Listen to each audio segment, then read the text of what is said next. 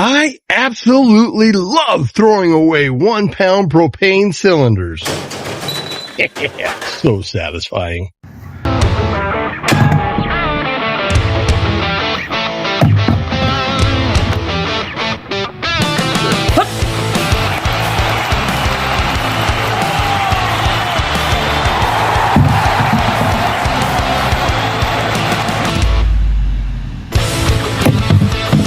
Oh yes.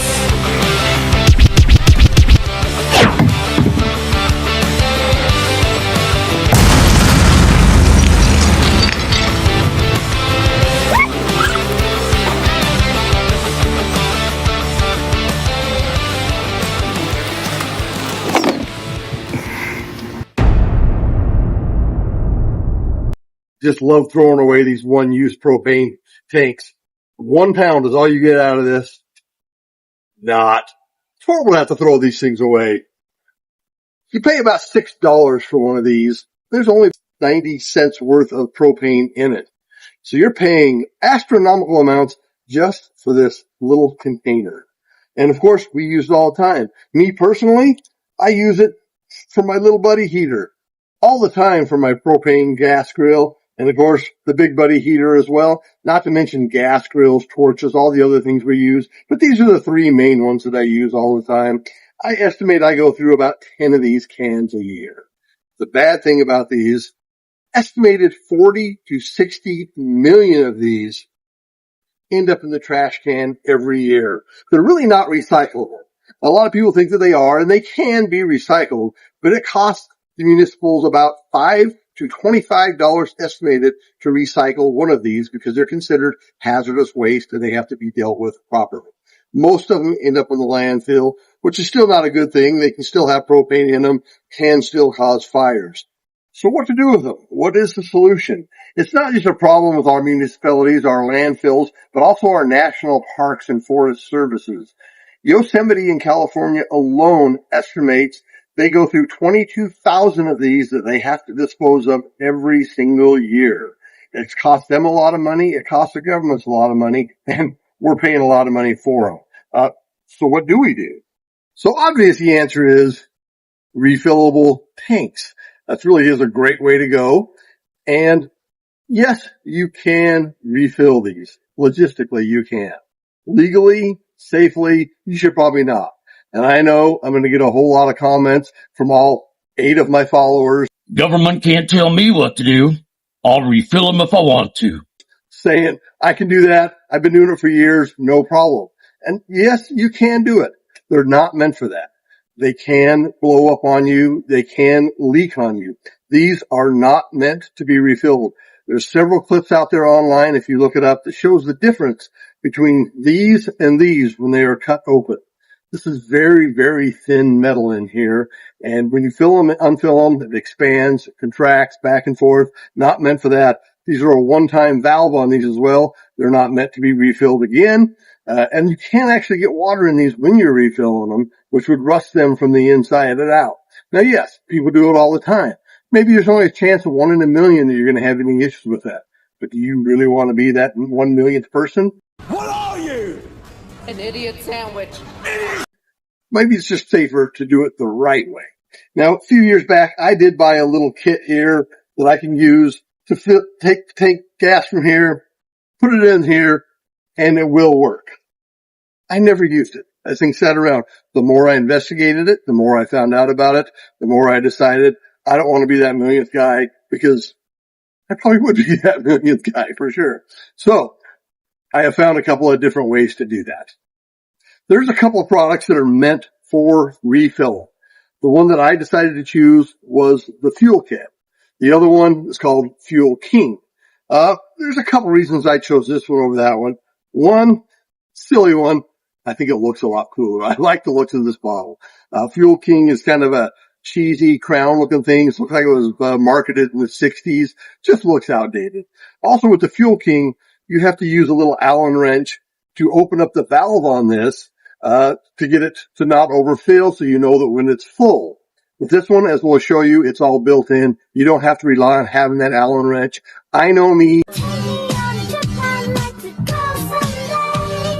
I would lose that wrench in no time and it would no longer work for me. So that was the reason I choose the Fuel Keg. Maybe the word keg had a little something to do with it as well. I thought it was kind of neat there. But we're going to get into this. I'm going to open this up and show you exactly how this works. All right. So as I mentioned, I went with the Fuel King here. We're going to open this up, put it all together, fill up a tank, and show you exactly how it works. Not a whole lot to these.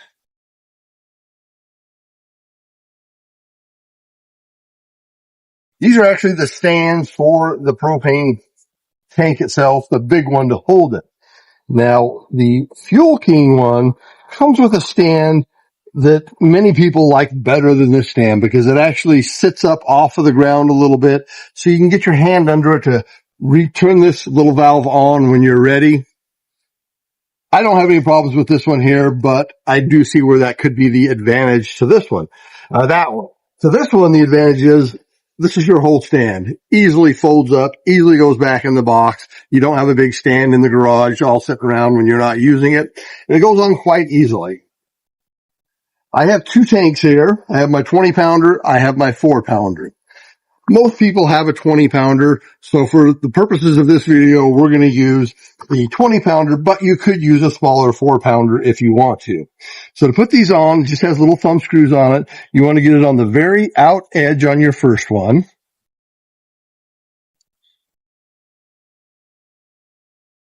Buckle it down tight. Same thing with the other edge. And then, of course, your last one as close to the middle as you can.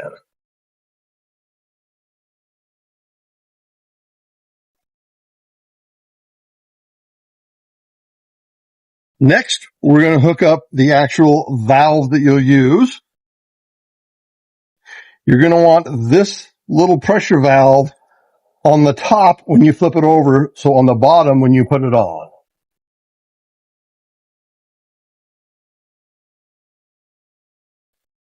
Nice and hand tight. Don't squeeze it too much there and break it. And we simply flip it over with the little valve hanging off the edge here.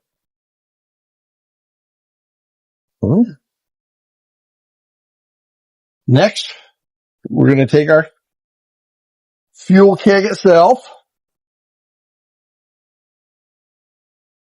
And you may notice on this here, I should have showed it all was upside down. There's a little valve inside of here that has to fit inside the little hole inside of here. So you can actually flip this around so you can see what you're doing.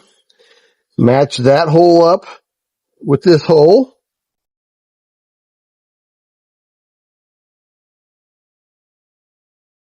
Then tighten down your screw.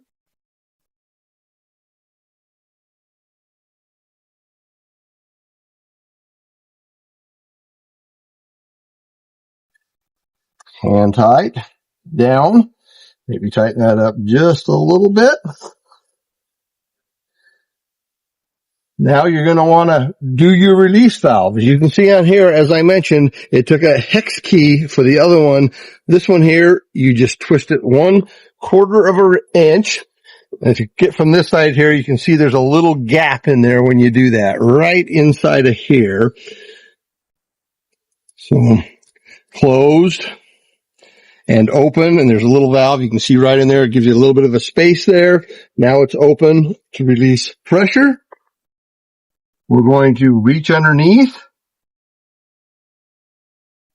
open up the big tank, and when we're ready, all right, so I took a little brief moment, put some gloves on. I should probably put some eye protection on as well. But when this comes out, propane is freezing cold. If your hands are in the way and they hit your hands, it will give you a freeze burn. So it's a good idea to wear your safety equipment, but do as I say, not as I do in this case. So turn that valve back on again. Once again, making sure our valve is open here. And you just press and hold this down. It's going to take about 60 seconds for it to get full. Once it does, it's going to start squirting propane out of the fuel keg. Okay, you can see it starting to squirt out a little bit of propane at the side, getting full. Once that hits solid, right now, you know it's full. Release the valve. And turn it off from underneath. Close your pin.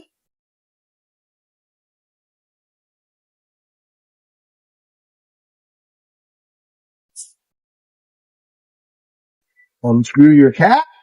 And don't forget, release your pressure. Now,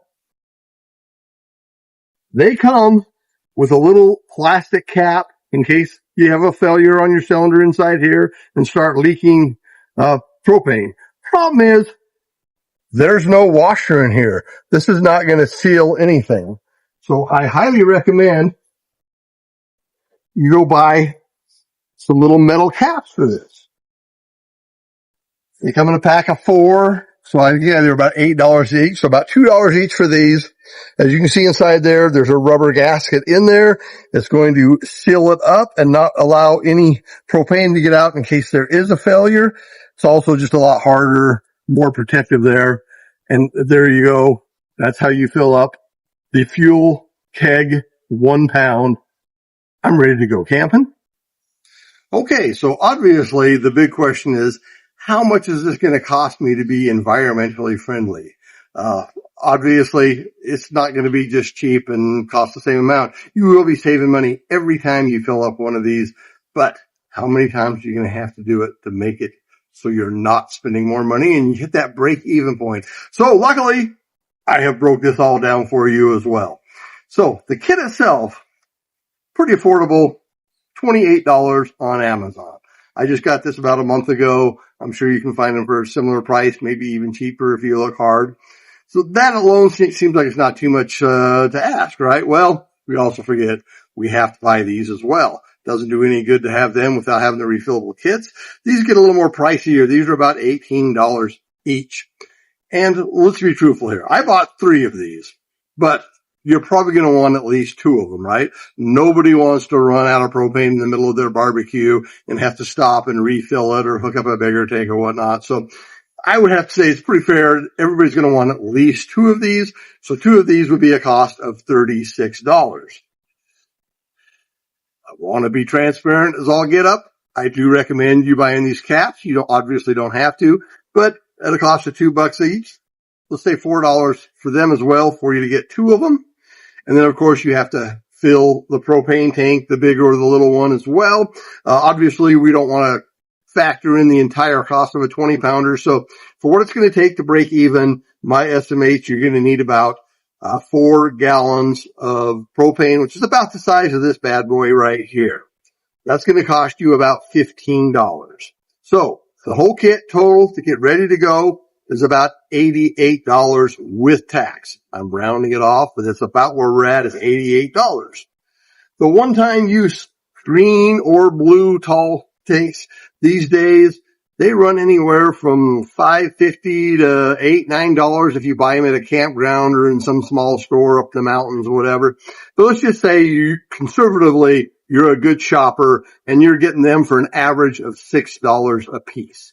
I think with taxes, even if you get them on sale, that's a pretty reasonable price.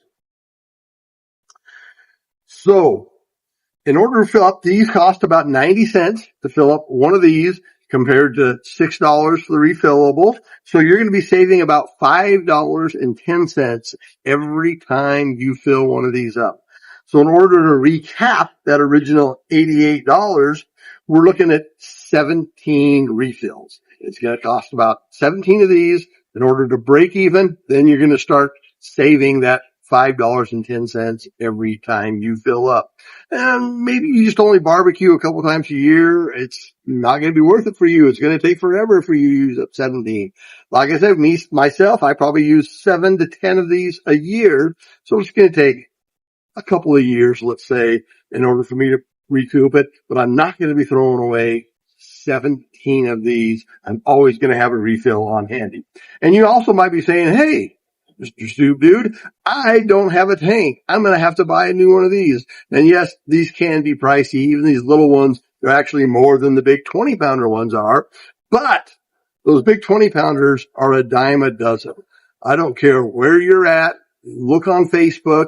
You'll be able to find one of those for about $20 within a 5-mile radius of you. Everybody has them. They're no longer using them. Look on Facebook. So if you want to add that in, let's just say another $20 for the 20-pound refillable, about 4 more refills and you'll be breaking even on that.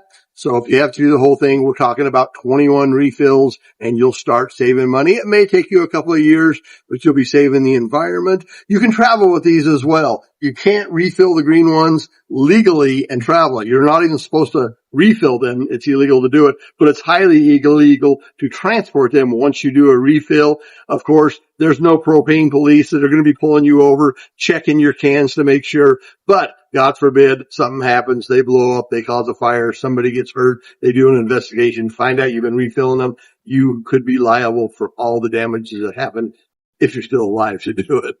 So anyways, I hope you have found this informative. Right at the bottom there, smash that like button, smash that subscribe button. I'd love to get it up to 10 followers. Once again, this is Subdude, everything about camping and Subarus. I appreciate you joining me. Tanks up.